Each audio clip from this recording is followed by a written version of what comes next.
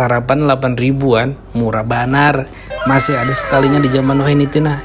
Nah coba lihat menunya ada apa aja. Ada ayam bestik, masak abang, sambal goreng hati, nasi goreng, nasi kebuli, mie habang ada juga tian. Tapi kehabisan ulun tion. Harganya semuanya 8.000 rupiah. Wuih murah banar.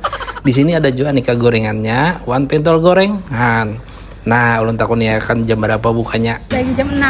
Jam 6 sampai habis.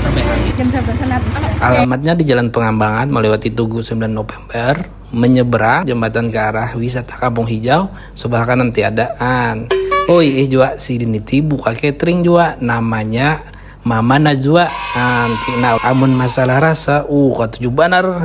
Masak habang one bistiknya. Ini ti makanan favorit ulun waktu lagi halus. Imbah itu nasi gorengnya katuju banar juga, apalagi nasi kebulinya. Nyaman banar.